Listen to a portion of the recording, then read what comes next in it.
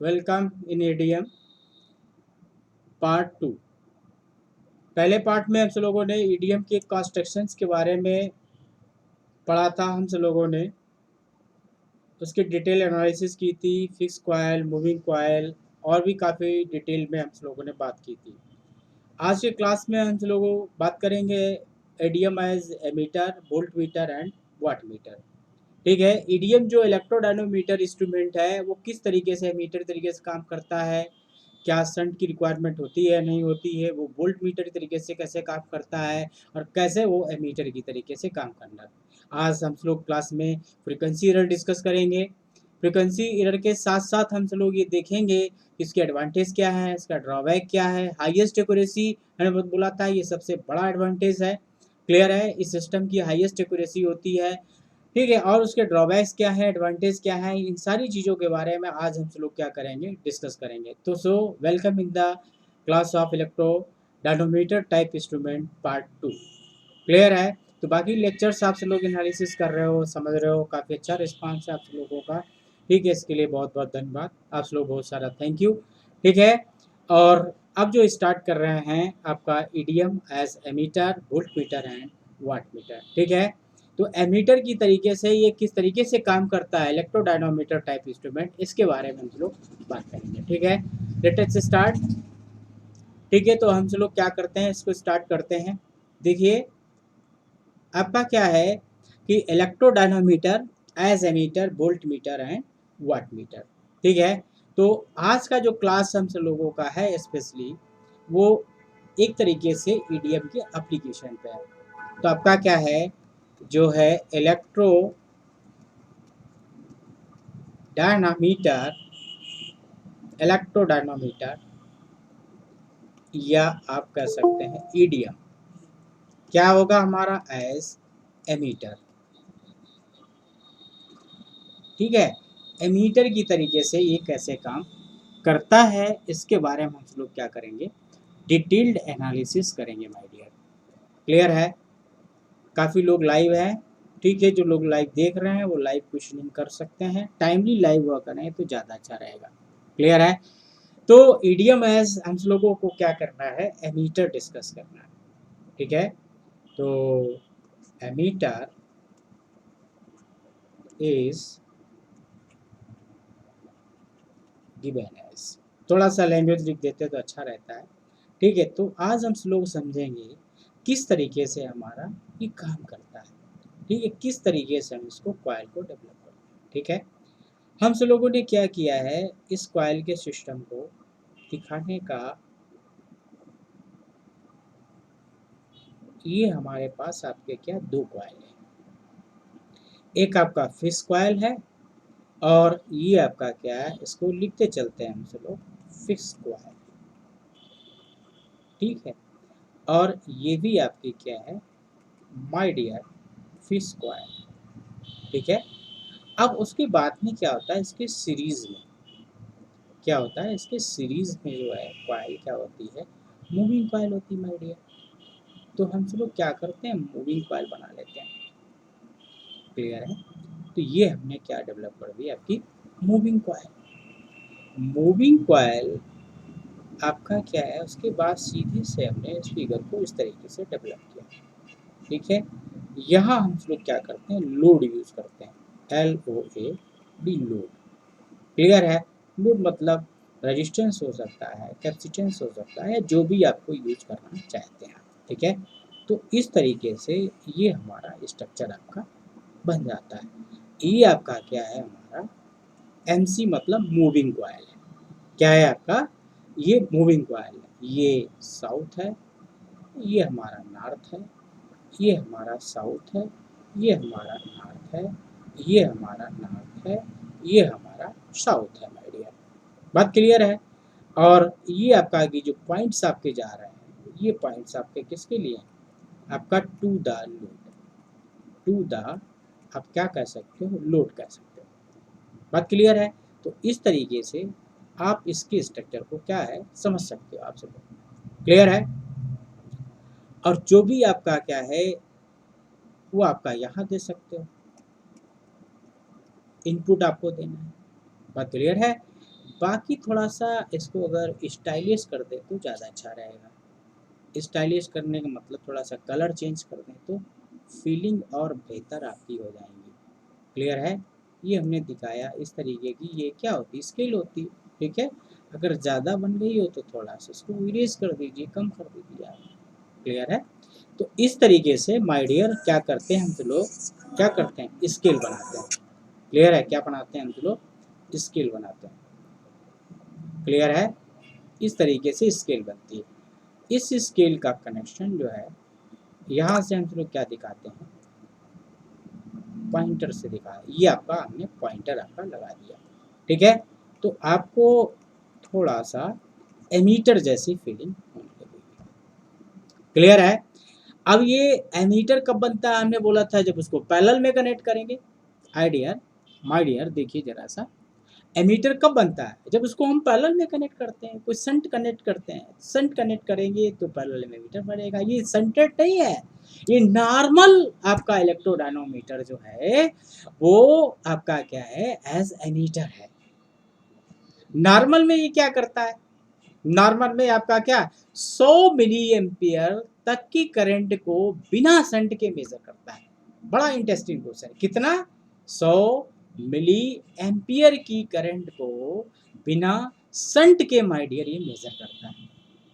Clear है? समझ गए ना? तो संटेड हम सब लोग बात को देख लेंगे, ये विदाउट संटेड है। विदाउट संटेड जो है हमारा कितना मेजर किया करेगा माय डियर, 100 एम्पियर तक। किसी किसी किताब में लिखा होगा 50 मिली एम्पियर तक। ठीक है, 100 मिली एम्पियर तक आपका यूज कर सकते हैं, 50 मिली एम्पियर तक आपका यूज कर सकते हैं। बात क्लियर है? इस तरीके से हम क्या कर सकते हैं, उसको यूज कर सकते हैं।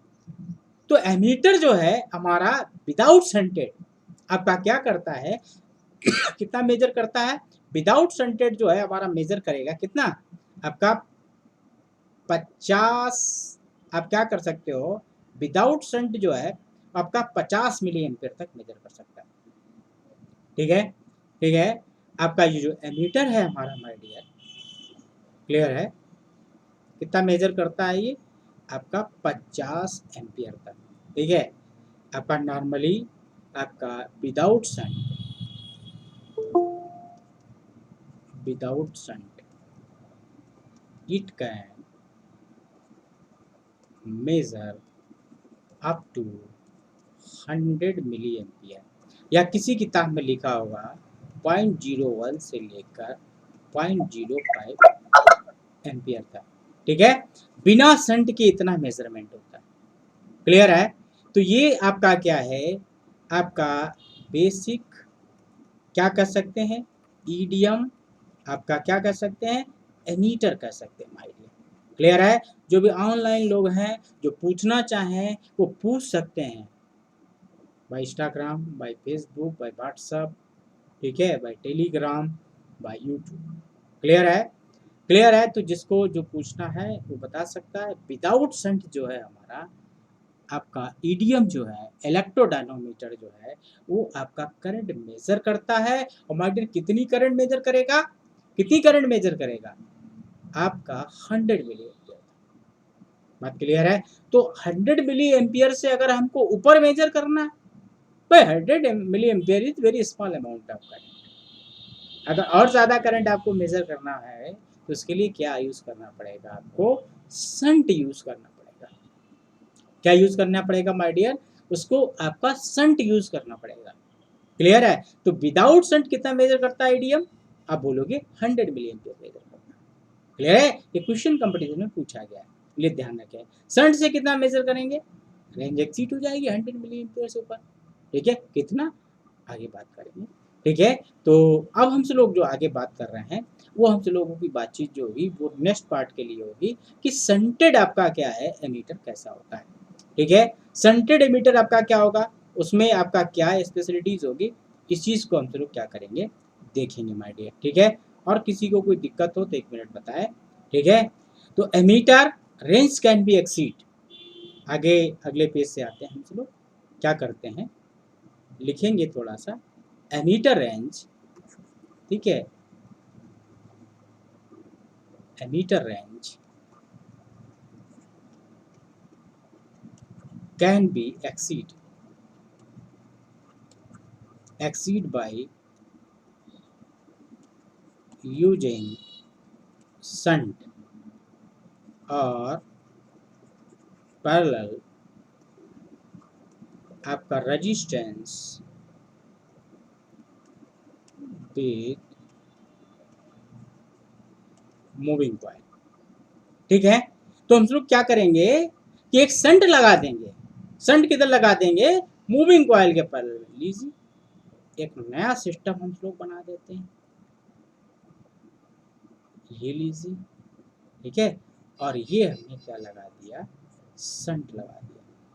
क्लियर है? ये आपका MC moving coil, MC moving coil, ये एफसी फिक्स कॉइल, ये क्या? Fix coil. बात क्लियर है? बाकी यहाँ पे आप क्या है, जो आपका LOAD लोड होता है उसको लगा दीजिए। क्लियर है? वो थोड़ा स्टाइलिश बनाया था, ये बिना स्टाइल के है। ठीक है, क्लियर है? जो तुम्हें मेजर करना है वो यहाँ से आप एंट्री करा सकते हो। बात क्लियर है? इसके अंदर करंट हमेशा क्या लेंगे? I1 लेंगे, इसके अंदर करंट हमेशा I2 लेंगे। ठीक है, आपका ये तुम्हारा क्या बन रहा है? इलेक्ट्रोडायना, ठीक है, मीटर, ठीक है, एवं कितना? 100 मिली एम्पियर। अगर आपको माय डियर 100 मिली एम्पियर से ऊपर की रेंज चाहिए तो आपको क्या करना पड़ेगा? एक शंट लगाना पड़ेगा। This is your shunt. क्या है? ये आपको शंट यूज कर दीजिए, और शंट यूज करने से करंट माय डियर जो है वो कितनी बढ़ जाएगी? वो करंट आपकी बढ़ जाएगी 100 मिली एम्पियर से ऊपर की करंट मेजर करोगे तो कंपटीशन के बहुत सारे क्वेश्चंस होंगे।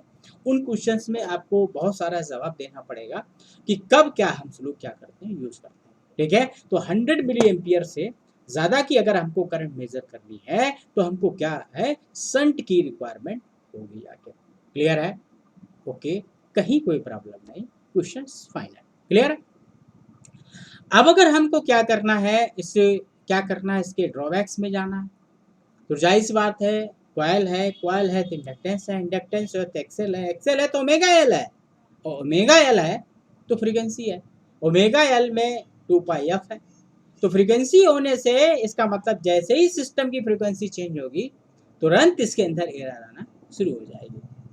क्लियर है my dear? So we discuss the error in आपका एमीटर। कौन सी एरर होती है? तो आपको पता है कंपटीशन में क्वेश्चन पूछा जाता है, इसमें से फ्रीक्वेंसी एरर किस में होती है? तो जो कंपटीशन का क्वेश्चन है फ्रीक्वेंसी एरर किस में होती है, तो माय डियर क्या है? मूविंग आयरन में फ्रीक्वेंसी एरर थी। दूसरा इंस्ट्रूमेंट कौन सा हो गया जिसमें फ्रीक्वेंसी एरर होगी? दूसरे वो सारे इंस्ट्रूमेंट होंगे इलेक्ट्रोडायनोमीटर वाले जिनमें एरर होती है। तो इलेक्ट्रोडायनोमीटर में भी फ्रीक्वेंसी एरर होती है। फ्रीक्वेंसी एरर किस में नहीं होगी? एमएमसी में नहीं होगी। किस में होगी? इलेक्ट्रोडायनामीटर। किस में होगी? मूविंग आयरन में होगी। अंडरस्टैंड? क्लियर है? इंपॉर्टेंट चीज समझ रहे हैं ना बात को? ठीक है, तो हम सब लोग क्या करते हैं, थोड़ा सा आगे की चर्चा करते हैं, स्टार्ट करते हैं। क्लियर है? कहीं किसी को कोई दिक्कत हो तो एक बार पूछ सकता है या बता सकता है। क्लियर है? तो इस तरीके से आप क्या कर सकते हो, बातों को क्या है समझ सकते हो, और किसी को कोई दिक्कत हो तो बता सकता है। क्लियर है? नहीं दिक्कत है तो कोई बात नहीं, तो हम लोग क्या करते हैं, आगे बात करते हैं। ठीक है, उससे पहले थोड़ा सा स्केल की अगर चर्चा हो जाए तो अच्छी बात है। अगर उससे पहले थोड़ी सी स्केल की चर्चा हो जाए तो ज़्यादा अच्छा है। तो स्केल क्या, हम लोग प्रॉपर बात कर लें। क्या है इसमें थ्योरेटिकल बात? I1 बराबर I2 बराबर हमने I लिया, फाई 0, तो कॉस फाई हमारा क्या हो जाएगा? 1। TD जो इसके अंदर था वो हमारा I1 I2 कॉस फाई आपका DM अपान टी थीटा था माय डियर। तो ये TD इजकल टू आपका आई स्क्वायर हुआ गया, ठीक है, और DM अपान क्या हुआ? टी थीटा हो गया। क्लियर है? इक्विलिब्रियम TD बराबर TC इन स्टडी स्टेट, ठीक है, स्टडी स्टेट में होता है तो आपका क्या TC के थीटा होता है। तो ये माय डियर आई स्क्वायर हुआ और ये हुआ DM अपान डी थीटा। तो थीटा बराबर आपका हुआ my dear I square upon DM upon D theta upon t. Clear है? तो ये थीटा आपका पूरा रिलेशनशिप आपको मिलेगा। ये पूरा क्या डेवलप करेगा? Theta is directly proportional to pi square. Clear है? This is very important relationship. ठीक है, बात क्लियर है? तो आपको पता चल गया कैसा रिस्पॉन्स है, स्क्वायर लॉ है। स्क्वायर लॉ कैसी स्केल है, नॉन लीनियर है। कैसी स्केल है, नॉन यूनिफॉर्म है। क्लियर है? तो ये कुछ बेहतरीन रिजल्ट जो थे वो आपको याद रखना है। क्लियर है? अब हम सब लोगों को माय डियर क्या डिस्कस करना है, इसमें फ्रीक्वेंसी एरर डिस्कस करना है। काफ़ी इम्पोर्टेंट टॉपिक हो जाता है फ्रीक्वेंसी एरर जो है, वो काफ़ी इम्पोर्टेंट टॉपिक होता है एमीटर के लिए। भाई क्या ये फ्रीक्वेंसी एरर है? अगर फ्रीक्वेंसी तुम्हारी बढ़ेगी तो फ्रीक्वेंसी बढ़ेगी तो हमने बोला ना आपका क्या, अगर एफ बढ़ेगा तो आपका क्या, ओमेगा बढ़ेगा। ओमेगा बढ़ेगा तो एक्सएल बढ़ेगा, मतलब ओमेगा एल बढ़ेगा। ओमेगा एल बढ़ेगा तो जो करंट डिस्ट्रीब्यूशन है वो आपका चेंज हो जाएगा। क्लियर है? तो लेट अस इसको समझने के लिए क्या करते हैं हम लोग, R1 लेते हैं, Z1 लेते हैं। क्लियर है? और क्या लेते हैं, R1 Z1 L1 और क्या लेते हैं, I1। ये सारा डाटा किसके लिए है, ये है आपका फिश कॉइल के लिए। किसके लिए, फिश कॉइल के लिए। ठीक है, आपका R2 Z2 L2, बात क्लियर है, और ये I2, ये सारा डाटा है जो मूविंग कॉइल के लिए। किसके लिए, मूविंग कॉइल के लिए। समझ गए ना? अब एक्चुअली सिस्टम क्या है, दोनों में अलग अलग चीज़ें वैल्यू लेके इसलिए बताया जा रहा है ताकि वो कंडीशन हमारी निकल पाए। बाकी सीरीज में तो करंट सेम होता है, तो जानते हो क्या होना चाहिए। अगर आप चाहते हो रीडिंग आपकी सिस्टम की कांस्टेंट रहे तो आपका रेशियो क्या होना चाहिए, I2 अपान I1। आपका क्या हुआ, ये Z1 अपान क्या हुआ, Z2 हुआ। Z1 क्या हुआ, R1 प्लस ओमेगा एल का स्क्वायर रूट के अंदर, दूसरा रूट के अंदर क्या हुआ माय डियर, R2 R1 का स्क्वायर, और दूसरा आपका क्या, R2 का स्क्वायर ओमेगा आपका क्या होगा, L2 का स्क्वायर। क्लियर है? समझ गए ना बात को। अगर इसमें से आप क्या लीजिए, R1 कॉमन ले लीजिए, नीचे R2 कॉमन ले लीजिए, तो 1 प्लस ओमेगा L1 R1। ठीक है, रूट के अंदर दूसरा पार्ट जो रूट के अंदर होगा तो 1 प्लस ओमेगा L2 अपान क्या होगा माय डियर, R2। क्लियर है? तो इसका मतलब क्या है, ये जो इक्वेशन आप लोग को दिख रहा है आपका क्या है, इट इज फ्रीक्वेंसी डिपेंडेंट। कैसा इक्वेशन है, ये आपका इक्वेशन जो है ये फ्रीक्वेंसी डिपेंडेंट है। सो आपका क्रिएट, या आप क्रिएट ना अच्छा लगे, प्रोड्यूस, ठीक है, एरर इन रीडिंग। क्लियर है? क्योंकि आपका एरर के लिए क्या होना चाहिए, I2 अपान I1 क्या होना चाहिए माय डियर, कांस्टेंट होना चाहिए। उसके वो कांस्टेंट कैसे होगा, कैसे एरर खत्म की जा सकती है, I2 upon I1 is equal to आपका हो जाएगा R1 अपान R2। क्लियर है? समझ गए? ये कोई एरर नहीं होगी, नो एरर, नो आपका फ्रीक्वेंसी एरर। लेकिन कैसे, कैसे कब होगी, कंडीशन क्या है उसके लिए, L1 upon R1 equal to L2 upon R2। अगर ये कंडीशन है, ठीक है, तो उसके अंदर फ्रीक्वेंसी एरर माय डियर नहीं होगी। आते हैं स्क्रीन पे आपको समझाते हैं। आपको क्या करना है, आपको बड़ी इंटरेस्टिंग चीज समझनी है कि अगर ओमेगा है तो फ्रीक्वेंसी है, फ्रीक्वेंसी है तो एक्सेल है, एक्सेल है तो ओमेगा एल है, ओमेगा एल अगर चेंज होगा तो जायज़ बात है distribution of current I1 I2 क्या हो जाएगी, चेंज हो जाएगी। बात समझ में है ना आपका। और अगर करंट चेंज हो गई तो आप समझ रहे हैं पूरा डिस्टर्ब हो जाएगा रीडिंग आपका। तो उसके लिए क्या होना चाहिए, L1 upon R1 equal to L2 upon R2।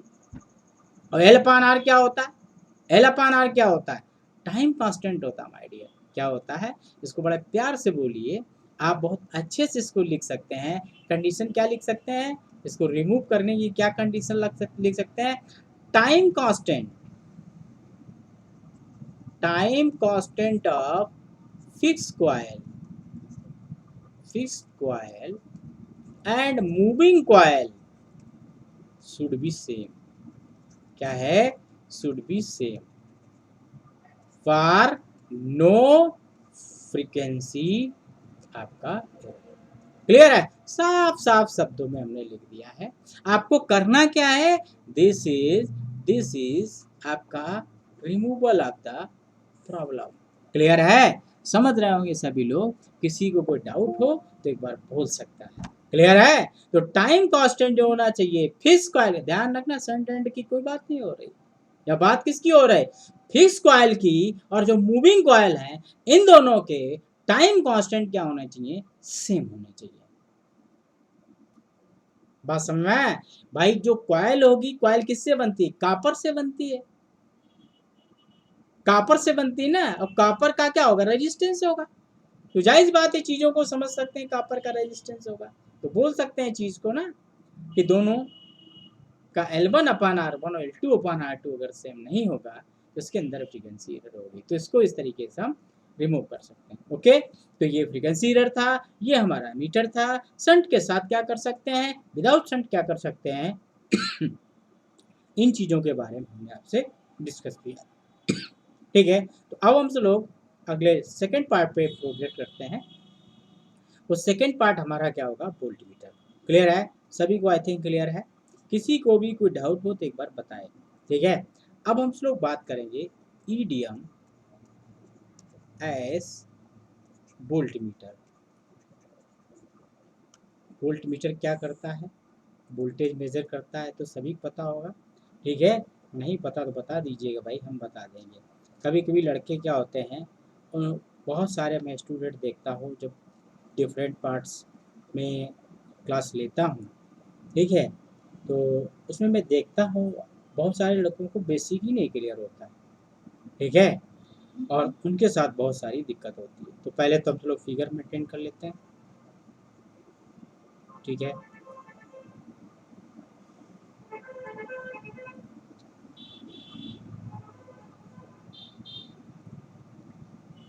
अब हमको क्या करना है? फिर से वही स्ट्रक्चर क्या कर रहा है? मेंटेन करना है। ठीक है,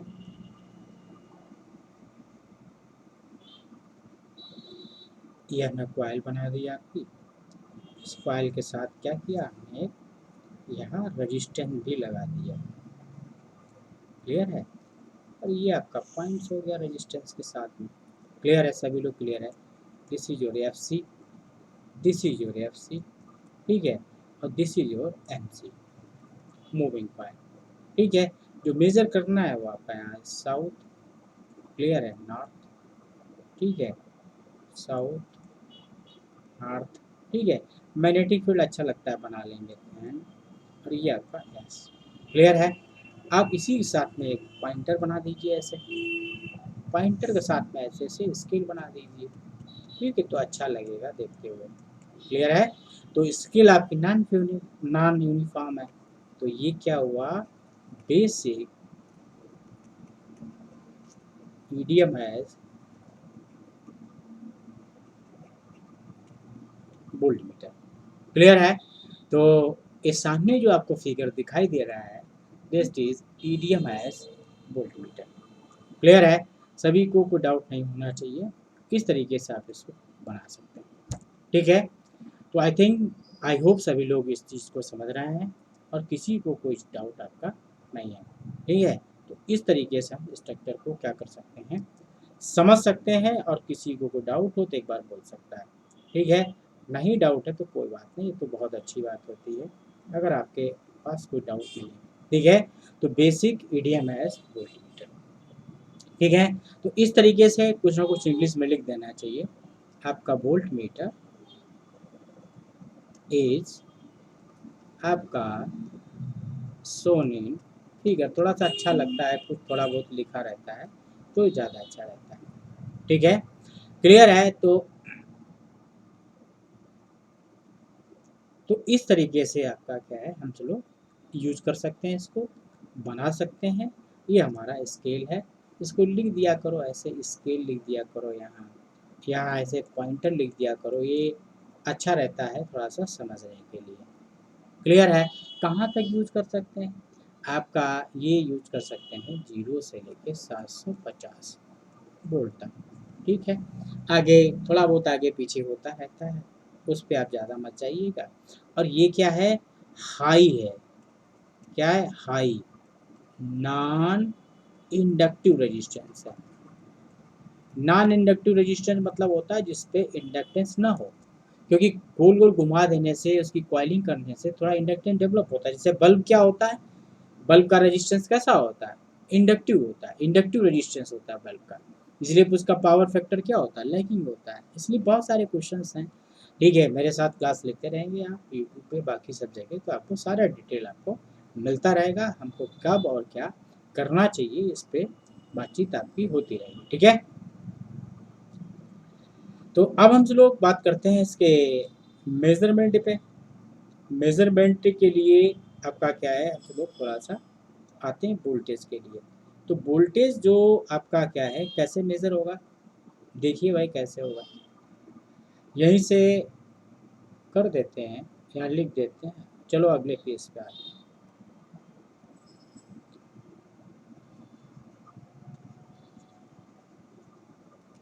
the deflecting torque T D बराबर I1 I2 cos phi D M upon क्या था, डी थीटा। ठीक है, I1 क्या होगा, P1 अपान Z1, I2 क्या होगा, V2 अपान Z2। ठीक है, दोनों सेम, अगर I1 बराबर I2 ले लिया तो V अपान Z हो जाएगा। क्लियर है, और बाकी cos फाई आपने क्या लिया, 1 लिया, थीटा आपका 0 डिग्री हो गया। क्लियर है, तो इसको जब कैलकुलेशन में लाएंगे तो ये टी डी आ जाएगा, और ये डिफ्लेक्टिंग, सॉरी हाँ ये टी डी था, बाकी आप इसको कन्वर्ट कर लीजिएगा तो ये वी स्क्वायर अपान क्या आ जाएगा, जेड स्क्वायर आ जाएगा, और ये D M upon D theta आ जाएगा। और टी डी बराबर आपका क्या होता है, आपका टी सी होता है स्टडी स्टेट में। क्लियर है, तो माय डियर ये वैल्यू जो आपकी निकल कर आई है, ये वैल्यू आपकी क्या हो जाएगी, theta directly proportional to V square upon के जेड स्क्वायर आपका क्या, D M upon D theta.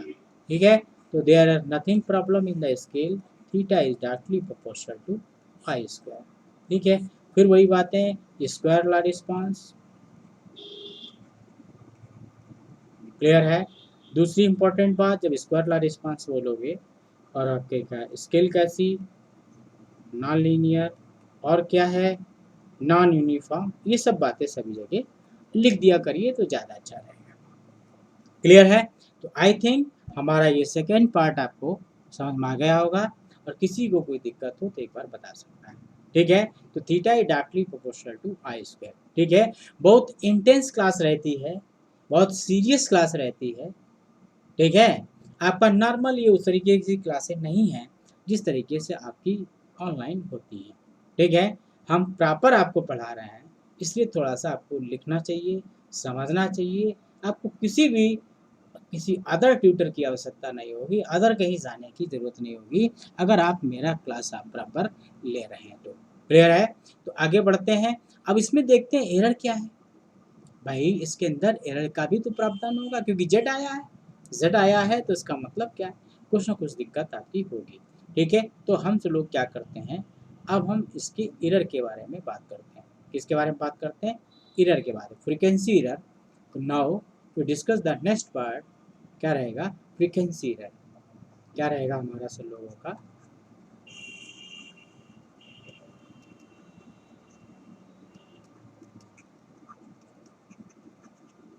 क्यों, क्यों भाई, क्योंकि जेड आया है, क्या आया है, थीटा जो आपने अभी पढ़ा था वो वी स्क्वायर अपान के जेड स्क्वायर, और क्या था, D M upon D theta था। जेड आने की वजह आपका क्या है, R square plus omega L का स्क्वायर होगा। तो इसका मतलब क्या है, अगर एफ इंक्रीज करेगा तो जेड इंक्रीज करेगा, जेड इंक्रीज करेगा तो थीटा डिक्रीज करेगा। पूरी बात आप समझ लीजिए, frequency increase decrease the deflection, decrease the आपका डिफ्लेक्शन। तो डिफ्लेक्शन को क्या करता है, डिक्रीज करता है। क्लियर है? सो रिजल्ट्स इन फ्रीक्वेंसी एरर। ठीक है, तो जो एरर आपकी क्या है, वो फ्रीक्वेंसी एरर आपकी क्या होती है, डेवलप हो जाती है। तो इसके लिए हम लोग क्या कर सकते हैं, ठीक है, आपका can be reduced, frequency error can be reduced by reduced by आपका lesser number of turn, lesser number of turn in moving coil, in आपका कॉइल। अगर आप नंबर ऑफ टर्न कम लोगे, ठीक है, तो आपका क्या हो जाएगा, फ्रीक्वेंसी एरर आपकी रिड्यूस हो जाएगी। ठीक है, बात समझ रहे हैं आपका। फ्रीक्वेंसी एरर रिड्यूस करने के लिए आपको क्या करना पड़ेगा, नंबर ऑफ टर्न्स जो है आपको कम ले लीजिए, तो आपका क्या हो जाएगा, नंबर ऑफ टर्न कम होगा तो एल कम हो जाएगा, एल कम हो जाएगा तो जेड कम हो जाएगा, जेड आपका क्या हो जाएगा, कम हो जाएगा, तो रीडिंग आपकी बढ़ जाएगी आपको। क्लियर है? तो इस तरीके से आप इस बात को क्या कर सकते हैं, समझ सकते हैं। और कहीं कोई प्रॉब्लम हो तो फ्रीक्वेंसी एरर को हम इस तरीके से क्या कर सकते हैं माय डियर, एलिमिनेट कर सकते हैं।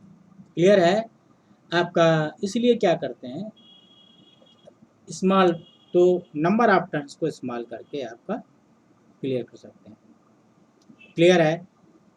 तो गारंटेड एक्यूरेसी जो है, इसीलिए क्या होती है इसकी, गारंटेड एक्यूरेसी जो होती है वो 0 से 125 तक ही काम करती है। क्या करती है, यहाँ पे एक पॉइंट आप लिख लेना चाहिए। ठीक है, आपका क्या है,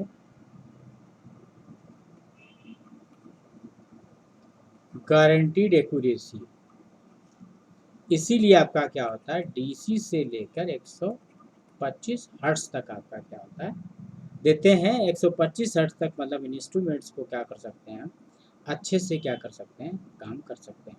क्लियर है? अब किसी को कोई दिक्कत हो तो, किसी को दिक्कत हो तो बता सकता है। और एक बड़ी इंपॉर्टेंट बात आपको यहाँ पे नोट करके लिखना है। ठीक है, क्या नोट करके लिखना है, बहुत इंपॉर्टेंट नोट्स है आपका जो ध्यान रखना है। क्या, ईडीएम वोल्ट मीटर क्या है, EDM volt meter is most accurate, क्या है, मोस्ट एक्यूरेट वोल्ट मीटर। मतलब इससे एक्यूरेट कोई भी वोल्ट आपका वोल्ट मीटर आपका अवेलेबल नहीं है। कहने का मतलब सिंपल सा है कि इससे बेहतर वोल्ट मीटर आपका कोई नहीं मिलेगा जो आपको इतना एक्यूरेट वैल्यू माय डियर आपका दे। ठीक है, फिर भी किसी को कोई दिक्कत है, कोई प्रॉब्लम है, जो भी लोग ऑनलाइन हैं वो पूछ सकते हैं, बता सकते हैं। क्लियर है? अब किसी को कोई प्रॉब्लम हो तो बोल सकता है। ठीक है, अब हम लोग क्या करेंगे, थोड़ी सी आगे बात करें, अगले टॉपिक पे आते। थोड़ा सा टॉपिक भी आज आपको क्या करना है, कंप्लीट करना है, ईडीएम एज वाट मीटर। इसके बारे में डिस्कस यहाँ पे नहीं करेंगे, केवल हम इसका फिगर देखेंगे। ठीक है, इसका जब वाट मीटर आपको पावर मेजरमेंट पढ़ाएंगे तो उस समय बताएंगे आपका। क्लियर है? हम सिर्फ इसका फिगर आपको समझ में आता रहे, इसलिए आपका क्या, हमने इसको डिस्कशन पढ़ाया है। क्लियर है? और किसी को कोई डाउट नहीं होना चाहिए। अगर डाउट है तो एक बार आप कह सकते हो, बता सकते हो, अगर कहीं हो तो बोल दीजिएगा।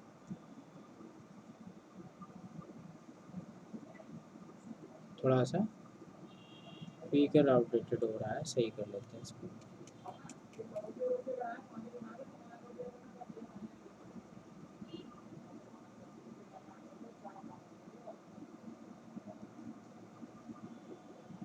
क्लियर है?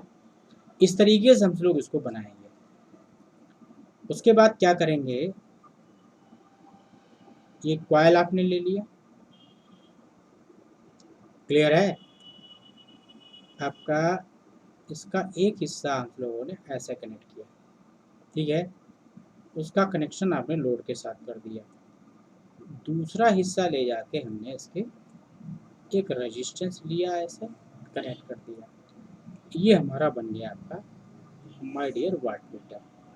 यहाँ पे क्या करते हैं, LOAD कनेक्ट करते हैं, मतलब आप लोड का कनेक्शन दे दीजिए, आपको समझ में आ जाएगा, क्लियर है। और इसी तरीके से आपका होता था। ये आपकी क्या है, FC है, ये आपका FC है, ये आपका क्या है, MC है, ठीक है। इसको हम लोग करंट कॉइल कहते थे, क्या कहते थे, करंट कॉइल। पावर मीटर में इसको CC से कहते थे। और ये हमारी क्या होती थी, ये CC ही है, करंट कॉइल ही।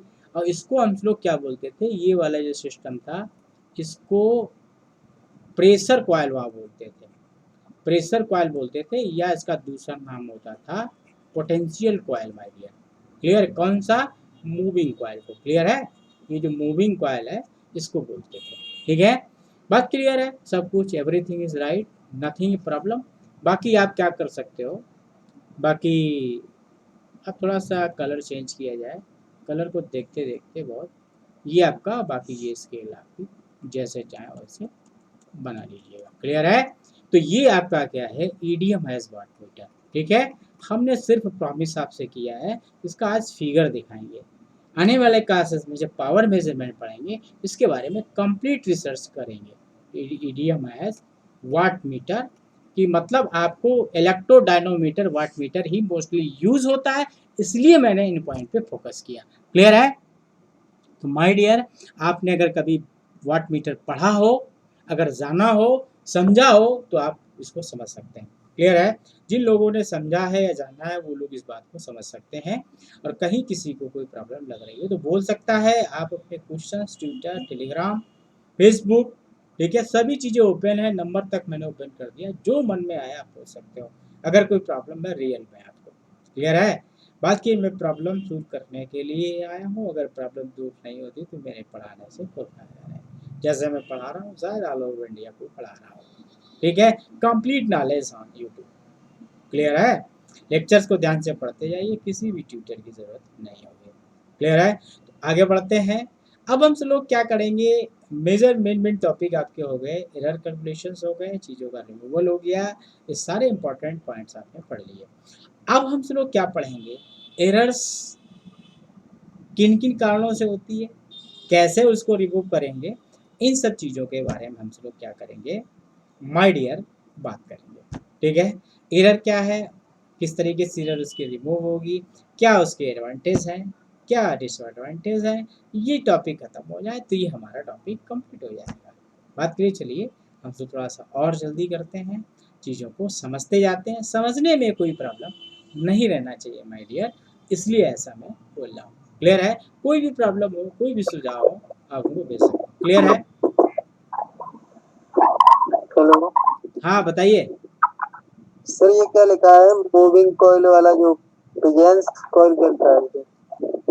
कहाँ पे, अरे जो एंटीक प्रेशर है वो। Coil, pressure coil, pressure coil या पोटेंशियल कॉइल, ये लिखा हुआ प्रेशर कॉइल, ये लिखा हुआ पोटेंशियल कॉइल, ठीक है। माइक बंद कर लीजिए प्लीज। आपका प्रेशर कॉइल है, और ये आपका क्या है, स्केल है, ये आपका क्या है, पॉइंटर है, क्लियर है। प्रेशर कॉइल या पोटेंशियल कॉइल होती है वाट मीटर में। और कैसा है, ये भी ध्यान रखिए, ये सिंगल फेज है, कैसा है आपका माय डियर, ये सिंगल फेज बोला जाता है, ठीक है। तो आई थिंक सभी लोग समझ रहे होंगे। किसी को कोई प्रॉब्लम है तो एक बार बोल सकता है, एक बार बता सकता है, अगर कहीं कोई प्रॉब्लम आपको लग रही है, ठीक है। Now are move for the next part, error in electrodynamometer system, clear है। तो हम लोग क्या करते हैं, आगे बढ़ते हैं, एरर इन इलेक्ट्रोडायनोमीटर सिस्टम में देखते हैं क्या क्या है, ठीक है। काफ़ी चीज़ें मैंने रिसर्च करके आपको पूरा बता रहा हूँ, ठीक है। तो एरर इन ईडीएम टॉपिक का नाम रहेगा, एरर इन ईडीएम, इलेक्ट्रोडायनोमीटर, बड़ा वर्ड है बार बार लिखने में, तो आप लिख दीजिए मेन सोर्स ऑफ एरर। क्या क्या है? पहला जो एरर का सबसे बड़ा कारण आपका जो नज़र आता है वो होता है लो आपका टॉर्क, आपका वेट रेशियो। ये एक बड़ा रीज़न है। तो इसमें कुछ लिख लेते हैं, the field produced by air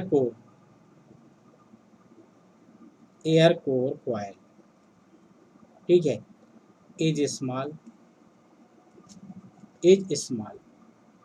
so MMF magnetomotive force of coil, कौन सी कॉइल? आपका मस्ट बी इंक्रीज। कैसे? आपका MMF क्या है? EMF ध्यान आ गया भाई, थोड़ा सा हटा देते। MMF, तो MMF मतलब मैग्नेटोमोटिव फोर्स, आप सब समझते होंगे। MMF क्या होता है? NI होता है। तो अगर फील्ड प्रोड्यूस करनी है तो उसको नंबर ऑफ टन्स आपको क्या हुआ है? Must be increase NI। So आपका there is number of turn increase in moving coil. जो मूविंग कॉइल है उसके अंदर आपका क्या है? नंबर ऑफ टर्न बढ़ाने पड़ेंगे, ठीक है। बात के लिए मूविंग कॉइल इंक्रीज, सो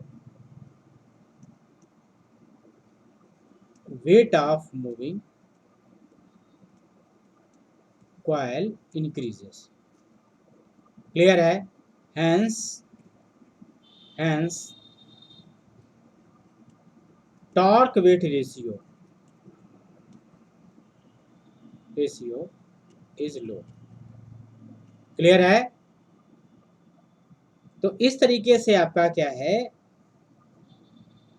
लो आपका होगा आपका, ठीक है। ड्यू टू, आप एक और वर्ड लिख सकते हैं, हैवी मूविंग सिस्टम। इस तरीके से अभी क्वेश्चन कर सकते हैं आपका, उसको ध्यान रखिएगा। क्लियर है? तो ये रिजल्ट क्या करता है? तो भाई आपका क्या है, जो फिक्स कॉइल है वो इतनी ज़्यादा मैग्नेटिक फील्ड नहीं प्रोड्यूस करती। इसको जरा समझ लीजिए ध्यान से। जो फिक्स कॉइल है वो इतनी ज़्यादा मैग्नेटिक फील्ड प्रोड्यूस नहीं करती है कि बहुत अच्छे से मूविंग कॉइल मूव कर सके। बात के लिए तो फील्ड बढ़ानी तो आपको क्या, फील्ड की इंटेंसिटी बढ़ानी पड़ेगी, फील्ड को शक्ति देनी पड़ेगी, उसका EMF ज़्यादा करना पड़ेगा। तो उसके लिए क्या करते हैं, MMF बराबर क्या है? NI, नंबर ऑफ टर्न पे डिपेंड करता है। आई तो कांस्टेंट है जो मेजर कर रहे हैं, जो भी कर रहे हो आप। तो नंबर ऑफ टर्न जैसे बढ़ेंगे कॉपर के मूविंग कॉइल के ऊपर, वैसे वैसे आपका उसका वेट जो है मूविंग कॉइल का बढ़ जाएगा। तो टॉर्क वेट रेशियो जो कॉइल का टॉर्क बटे वेट है, तो वेट आपका क्या है? mg जो उसका है वो आपका बढ़ जाएगा तो टॉर्क वेट रेशियो क्या होगा? लो हो गया। तो ये रिजल्ट किसको करता है? फ्रिक्शन लॉस को। किसको बढ़ाता है? कौन सा बढ़ जाएगा? इससे रिजल्ट क्या आएगा? आपका फ्रिक्शन लॉस या एरर आपका डेवलप, ठीक है। आपका फ्रिक्शन लॉस या एरर आपकी डेवलप होगी। ये आपका हमने आपको बताया आपका, ठीक है। तो बड़ी इंपॉर्टेंट बात है जो आपको ध्यान रखनी चाहिए, लो टॉर्क वेट रेशियो। अगला हमारा सेक्शन माय डियर रहेगा आपका क्या है? Eddy current. क्या है? Eddy current. हाँ बोलिए सर एक बार सर इसे रिपीट कर देंगे क्या सर, जो अभी आप बता रहे हैं? बिल्कुल रिपीट कर देंगे। देखो आपका क्या है, हमारा माइक बंद कर लीजिए प्लीज। आपका क्या है चौरसिया, माइक बंद कर लीजिए। The field produce by the air coil, जो फिक्स कॉइल हैं जिनके अंदर एयर है, कोर तो है नहीं, तो उनकी वजह से आपका क्या, जो फील्ड डेवलप होती है वो फील्ड बहुत ज़्यादा नहीं होती जिससे वो मूविंग सिस्टम को मूव करा पाए। तो इसलिए क्या करता, मूविंग सिस्टम में EMF डेवलप करना पड़ता, उसकी फील्ड को स्ट्रॉन्ग करना पड़ता मूवमेंट। तो MMF बराबर क्या होता है? NI होता है। तो नंबर ऑफ टर्न्स आपके क्या हो जाएंगे, हमें बढ़ा देंगे तो ईएमएफ बढ़ जाएगा, तो मूविंग कॉइल आपका आराम से मूव करने लगेगा, किसी एक्सटर्नल फोर्स की जरूरत नहीं पड़ेगी। तो इसीलिए आपको क्या करना पड़ेगा, नंबर ऑफ टर्न बढ़ाने पड़ेंगे, नंबर ऑफ टर्न बढ़ेगी ईएमएफ बढ़ेगी, ईएमएफ बढ़ेगा फील्ड बढ़ेगी, फील्ड बढ़े तो डिफ्लेक्शन उसका अच्छे से होगा। तो टॉर्क और वेट, टॉर्क वेट किसका होता है, मूविंग कॉइल का होता है।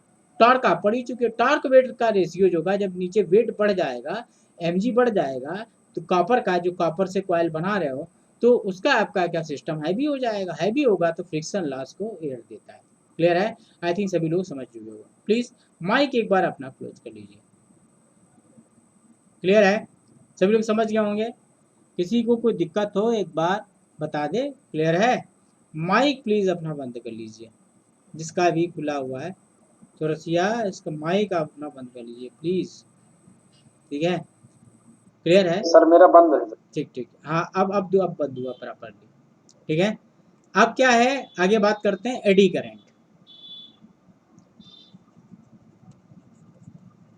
The effect of eddy current is to produce torque. The effect of eddy current is to produce torque as a result of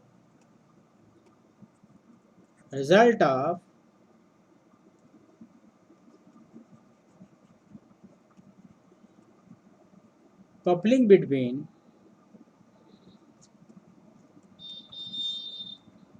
moving coil and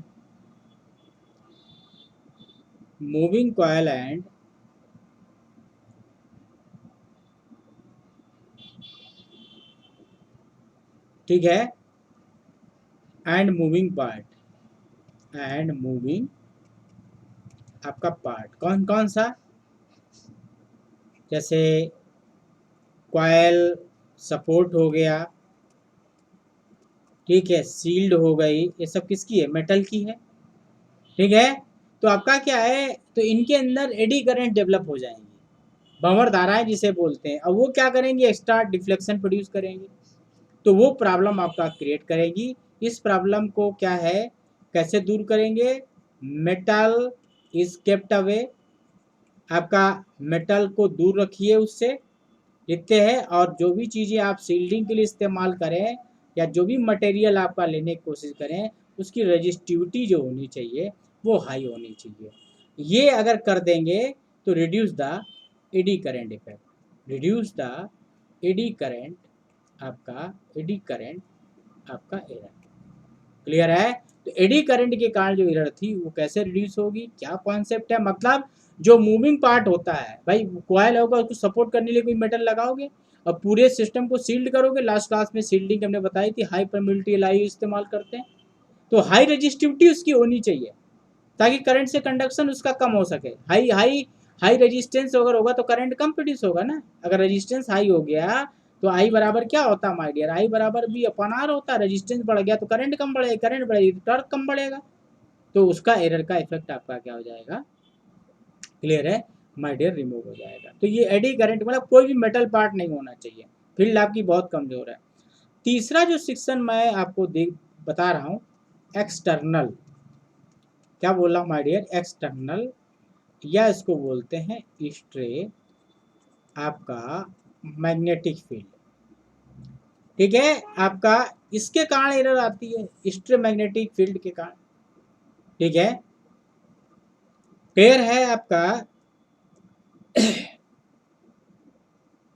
ठीक है, reducing आपका क्या करता है, ठीक है, रीडिंग ऑफ ईडीएम, क्या लिख सकते हैं, reading of EDM is affected by stray, stray बोल सकते हैं, या दूसरा वर्ड क्या बोलते हैं, एक्सटर्नल आपका मैग्नेटिक फील्ड। क्यों बताया था, क्योंकि वीक आपका क्या होता है, फील्ड क्या होती है, वीक होती, ड्यू टू वीक फील्ड, आप कह सकते हो ड्यू टू आपका वीक फील्ड। ठीक है, इन ईडीएम। क्लियर है? तो इसको एरर को कैसे रिमूव किया जाता है, आगे इंपॉर्टेंट बातें इसमें बहुत सारी हैं। दिस एरर आपका कैन बी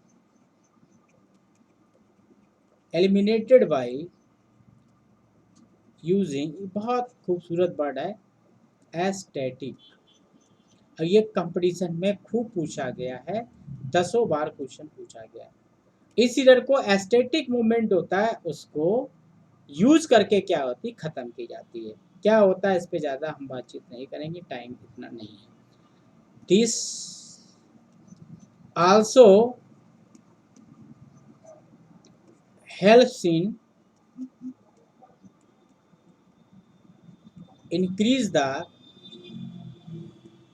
आपका frequency range up to 10 kilohertz तक। जैसा कि हमने बताया 125 तक बहुत बढ़िया काम करता है। 125 बात काम नहीं करता, अगर उसको काम कराना है तो स्टिक मूवमेंट यूज करना है। अगर एक्सटर्नल फील्ड के कारण एरर का नाम खत्म करना है तो स्टैटिक मूवमेंट यूज करना है। ठीक है, ये कंपटीशन में बहुत बार पूछा गया है क्वेश्चन। ठीक है, इसलिए मैं बता दे रहा हूँ आपको। इसलिए जो लो ग्रेड इंस्ट्रूमेंट होते हैं, लो ग्रेड आपका इंस्ट्रूमेंट होते हैं, लो ग्रेड एक्यूरेसी बोलेंगे। एक्यूरेसी जो इंस्ट्रूमेंट होंगे माय डियर, वो 15 हर्ट्ज से लेकर आपका काम करते हैं 1000 हर्ट्ज तक। क्लियर है? बात क्लियर है? क्लियर है? और आपका क्या है, दूसरी चीज क्या है, आप ध्यान दीजिएगा, दूसरी चीज आपकी क्या है, at below 15 kilo hertz, at below 15 kilo hertz आपका द टॉर्क, बहुत इंपॉर्टेंट बात लिख रहा हूं, टॉर्क आपका induced in moving coil is pulsating. क्या है वर्ड? पल्स से पल्सेटिंग वर्ड बनता है। क्या बनता है माय डियर? पल्स से बनता है pulsating word, pulsating in nature, in nature. Hence, deflection of pointer is not a study. Hence, deflection of is not a study. ठीक है, समझ गए ना? क्लियर है? तो आपका इंस्ट्रूमेंट आपका क्या करेगा, वाइब्रेट करता रहेगा। पॉइंटर जो होगा वो स्टडी स्टेट में नहीं आएगा। ठीक है, क्लियर है? तो क्या करेगा आपका, तो इसीलिए आपका क्या है, नॉट स्टडी बट वाइब्रेट। थोड़ा और अंग्रेजी अच्छी जाएगी, बट वाइब्रेट। तो इसलिए 15 किलो हर्ट्ज के नीचे इसको हम यूज नहीं करते हैं। ये भी एक इम्पॉर्टेंट बात है जो आपको ध्यान रखनी है। आई थिंक सभी लोग देखिए, थोड़ा इंटेंस स्टडी है क्लास की। ठीक है, बोर तो नहीं हो रहे हैं, बता दीजिएगा। जैसे दूसरे लोग चुटकुले वगैरह सुनाते हैं तो हम भी तैयारी करेंगे, चुटकुले हम भी चुटकुले सुनाएंगे, पढ़ाई को मजाक बना देते हैं। सर ठीक है, हाँ हेलो। हाँ बताइए। सर पहले पॉइंट सर एक बार सर और रिपीट कीजिए पहले point sir. Reading of EDM is affected by stray magnetic field due to the weak field. जो वीक आपकी जो फील्ड कॉयल है, आपकी जो फिक्स कॉयल है जो फील्ड प्रोड्यूस करती है, वो बहुत कमजोर होती है। जिसे बाहरी फील्ड, मतलब जनरेटर है, मोटर है, और कोई भी चीज चल रही होती है, तो उसकी मैग्नेटिक फील्ड इसकी रीडिंग को इफेक्ट कर देती है। इस एरर को खत्म करना है तो एस्थेटिक मूवमेंट आपको यूज करते हैं। ये 50 बार कंपटीशन में क्वेश्चन पूछा गया। ठीक है, नॉर्मल हमारा इंस्ट्रूमेंट जो है वो 15 हर्ट्ज से लेकर 125 हर्ट्ज तक काम करता है। अगर इसकी रीडिंग को बढ़ाना है, आप ज़्यादा फ्रीक्वेंसी तो काम करते हैं, तो एस्टिक मूवमेंट कितनी बढ़ा सकता है, ये भी क्वेश्चन पूछा गया। 15 kilo hertz, sorry 10 kilohertz तक हम इसको बढ़ा के यूज कर सकते हैं। ठीक है, तो ये एस्टिक मोमेंट का आपका क्या होता है, काम होता है। ठीक है, दूसरी चीज हमने बताने की कोशिश की है कि अगर 15 हर्ट्ज के नीचे चले जाएंगे तो क्या होगा। जब 15 हर्ट्ज के नीचे माय डियर चले जाएंगे तो 15 हर्ट्ज के नीचे ही जाते ही आपकी समस्या क्रिएट हो जाएगी। तो टॉर्क जो होता है वो पल्सेटिंग हो जाएगा, मतलब कंपन करने लगेगा। अपना मतलब जो बिलो 15 किलो हर्ट्ज तो पॉइंटर है कांपने लगेगा, स्टैटिक पोजीशन में आएगी। जब स्टैटिक में नहीं है तो रीडिंग कैसे लोगे, तो ये पॉइंटर तुम्हारा क्या मूव करता हो। तो इसलिए 15 किलो हर्ट्ज 15 हर्ट्ज के नीचे इसको इंस्ट्रूमेंट को यूज नहीं कर पाएंगे। ठीक है, I think I have to repeat all thing, clear है। तो अब थोड़ा सा और आगे बढ़ते हैं। ठीक है, उसके बाद क्या करते हैं, टेम्परेचर के कारण एरर होती है। किसके कारण होती है, टेम्परेचर के कारण भी एरर होती है। छोटी सी बात है, high current are carried by coil which produce heat। ठीक है, सेल्फ हीटिंग ऑफ कॉइल, तो क्या होगा, self heating of coil produce error. Clear है। तो आपका क्या है, ये होता है, ये सिर्फ इसलिए बोला है हमने, हाई एक्यूरेसी इंस्ट्रूमेंट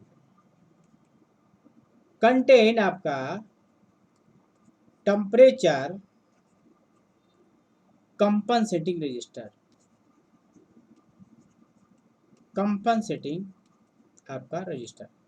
क्लियर है, मतलब टेम्परेचर के कारण भी इफेक्ट होता है। ज़्यादा करंट है तो आई स्क्वायर आर अमाउंट ज़्यादा होगा पावर का, पावर लॉस ज़्यादा होगा, पावर डेवलप ज़्यादा होगा वहाँ पे, तो हीट करेगा, वायर हीट करने लगा तो सेल्फ हीटिंग होगी तो जाहिर सी बात है टेम्परेचर बढ़ता है, रेजिस्टेंस बढ़ता है तो जेट बढ़ेगा, तो एरर आपकी प्रोड्यूस हो जाएगी। क्लियर है, तो इस एरर को ख़त्म करने के लिए हम लोग क्या यूज़ करते हैं, भाई लोग, क्या यूज़ करते हैं हम लोग इसको ख़त्म करने के लिए, आपका हाइट आपका क्या यूज करते हैं, टेम्परेचर कंपनसेटिंग रजिस्टर।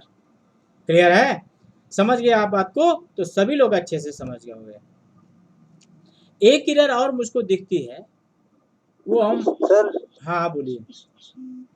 टेम्परेचर वो जो कंपनसेटिव रजिस्टर क्या है, रेजिस्टेंस होता है जिसको यूज किया जाता है, आपका बात क्लियर है। कंपनसेटिव कंपनसेटिंग देखो बैलेंस करने के लिए, कंपनसेटिंग वर्ड का मतलब होता है बैलेंस करने के लिए, उसका नाम मतलब बता दिया, कंपनसेटिंग रजिस्टर नाम दे दिया, और कोई खास बात नहीं। ठीक है, अब माय डियर इसकी कोई क्वालिटी होती है नहीं, क्या? कोई क्वालिटी नहीं है आपका। ठीक है, आगे क्या है, स्केल एरर। स्केल एरर थोड़ा सा ये मेरी तरफ से है, मान लीजिए किताबों में कम दिखाई देगा लेकिन मैं आपको दिखाई दे रहा हूँ। आपका क्या है, जो कॉन्सेप्ट क्या है माय डियर, आपका क्या है, ये जो आप यूज करते हैं, द म्यूचुअल इंडक्टेंस, क्या है म्यूचुअल, क्या इंटरनेट प्रॉब्लम तो नहीं है, क्लियर है, हाँ है, ठीक है, connection is losses due to the electricity. ठीक है, अभी आ जाएगा भाई।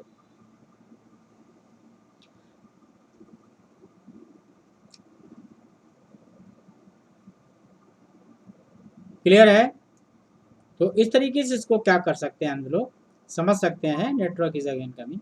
क्लियर है, तो थोड़ा सा लाइट वाइट की वजह से थोड़ा सा प्रॉब्लम रहती है, उसको देखिएगा आप। ठीक है, तो द म्यूचुअल इंडक्टेंस जो है आपका, जब आप म्यूचुअल इंडक्टेंस के बारे में माय डियर बात करते हो, ठीक है, तो वो आपका क्या है,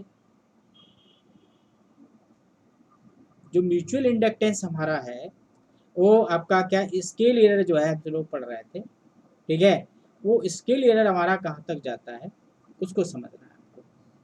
क्या अगर आपका, ये देखिए हमको ये समझना है कि ये डिफ्लेक्शन कहाँ से कहाँ तक यूज करते हैं। ठीक है, ये आपका ऐसे हमने लिया,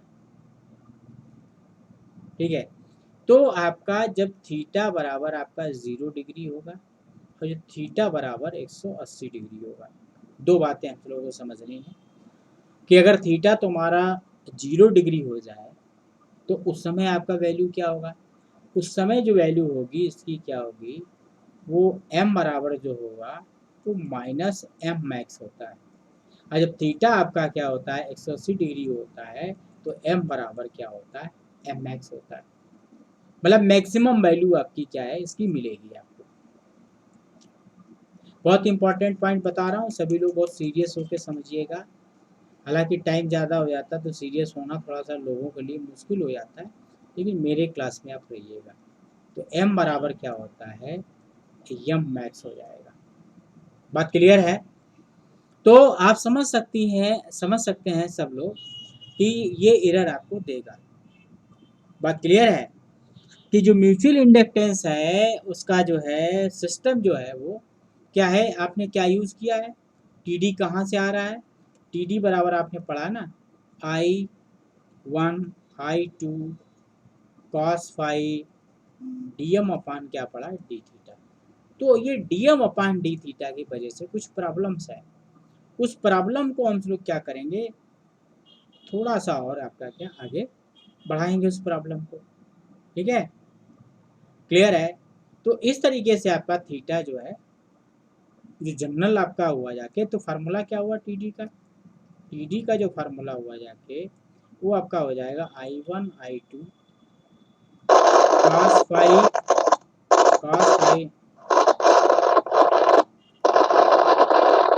माइक बंद करो जिसका भी हो।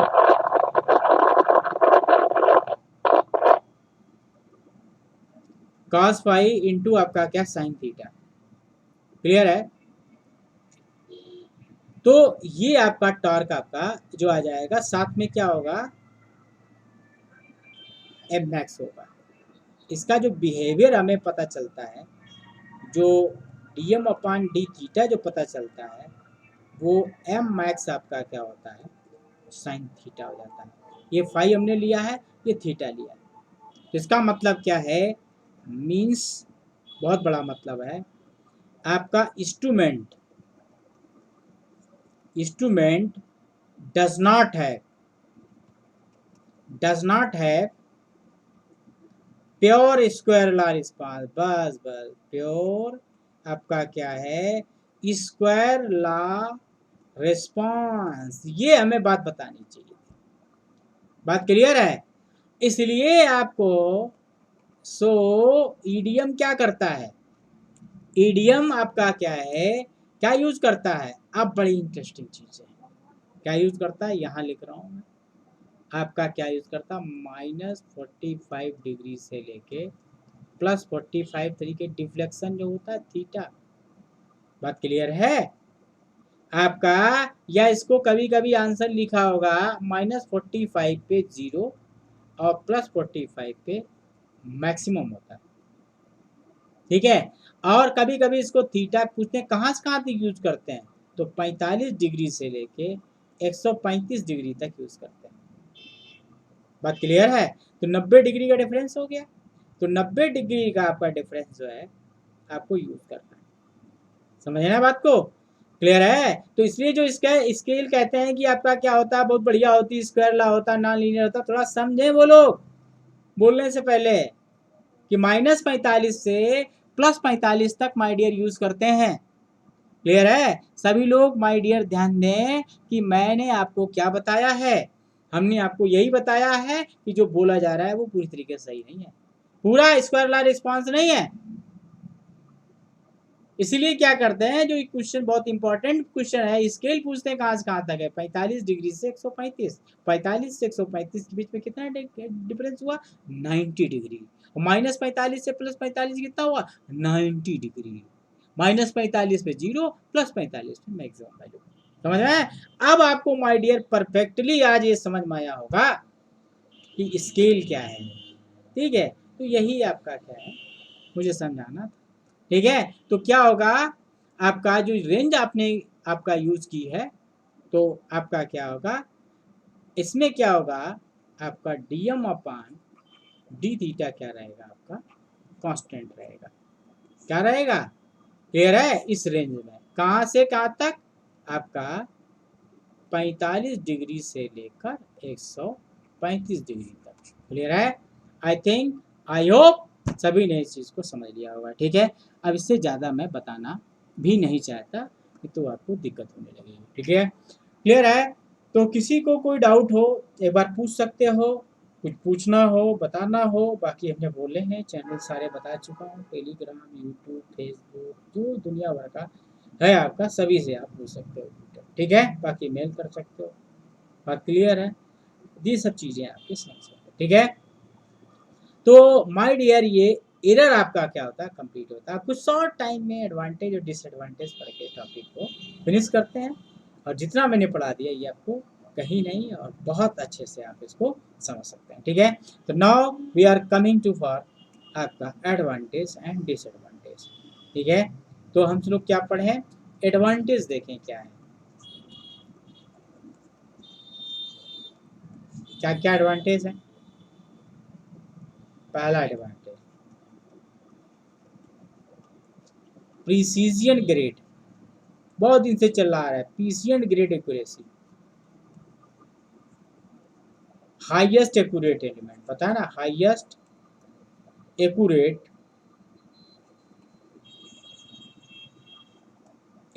In all instrument, all instrument, जितने भी इंस्ट्रूमेंट बनते हैं सभी में आपका देता है।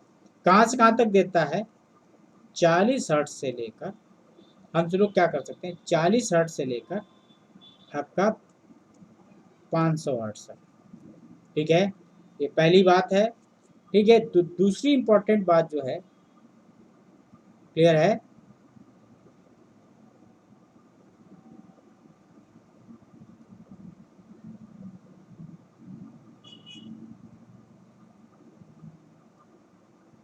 ठीक है। बाकी आपका क्या है, कॉस्टली है, सॉरी, कॉस्टली, तो इसका आपका क्या होगा माय डियर, डिसएडवांटेज आ जाएगा, ठीक है। थोड़ा सा वेट करते हैं, आपका डिसएडवांटेज का थोड़ा सा जल्दी कर दिया मैंने डिसएडवांटेज, क्लियर है। तो और किसी को कोई दिक्कत हो तो बता सकता है,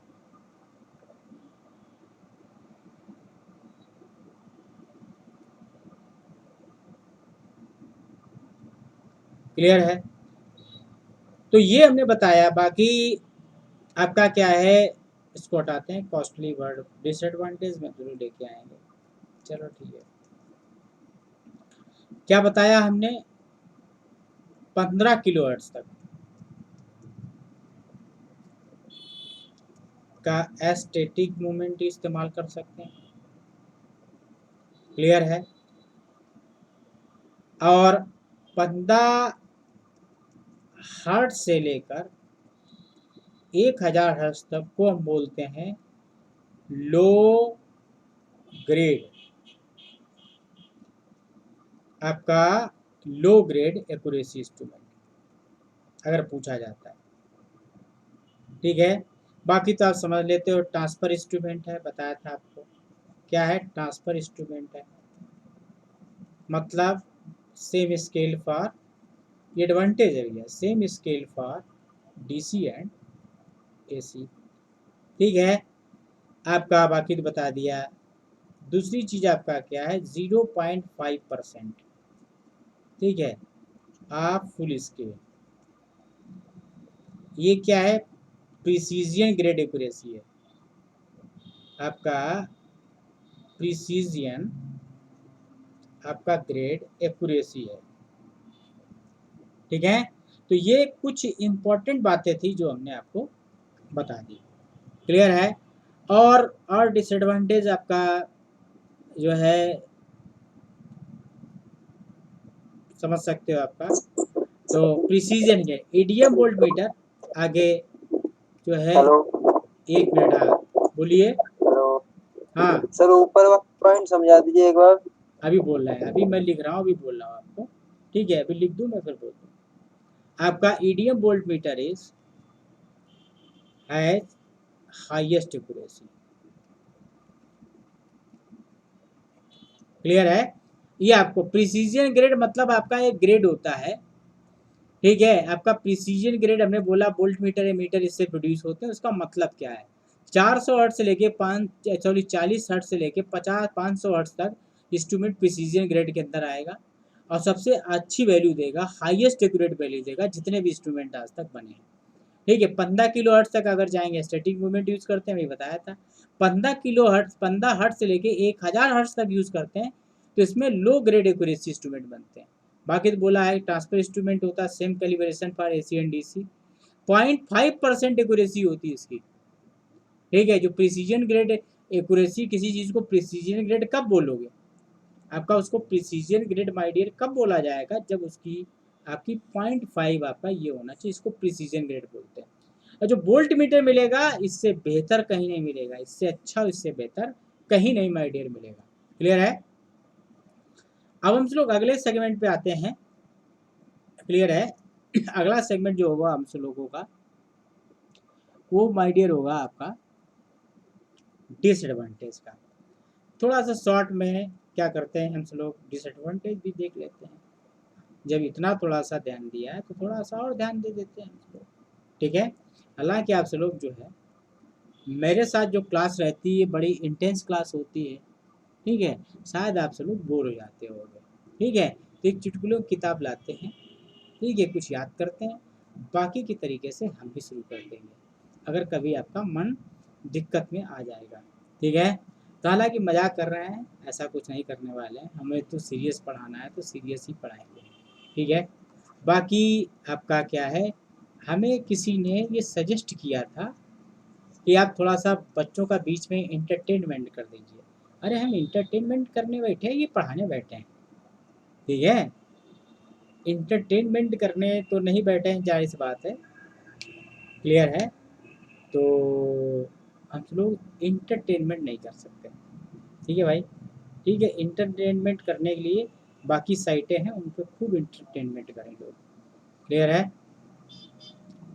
तो आगे हम लोग बात करते हैं। अब हम लोग बात करेंगे डिसएडवांटेज की, इसकी बात करेंगे माय डियर, डिसएडवांटेज। तो आपने देखा पहला डिसएडवांटेज था लो आपका टॉर्क वेट रेशियो। ठीक है, ये किस चीज़ को रिजल्ट कर रहा है? ये पहला रिजल्ट करता है आपके, क्या कर रहा है, फ्रिक्शन एरर के लिए। फ्रिक्शन एरर के लिए जिम्मेदार है, फ्रिक्शन एरर इंक्रीजेस। दूसरी चीज़ क्या है, ये सेंसिटिविटी को लो करता है, लो सेंसिटिविटी कर देता है, लो सेंसिटिविटी कर देता है। ठीक है, अगला डिसएडवांटेज क्या है आपका, कॉस्टली देन क्या है, मूविंग आयरन। जो मार्केट में मिल रहा था मूविंग आयरन, और जो अभी तक पढ़ चुके थे, दोनों से भैया महंगा है। ठीक है, और अगला क्या है, सेंसिटिव। सेंसिटिव तो ओवरलोड, अगर ओवरलोड होगा तो ओवरलोड के कारण एरर आएगी।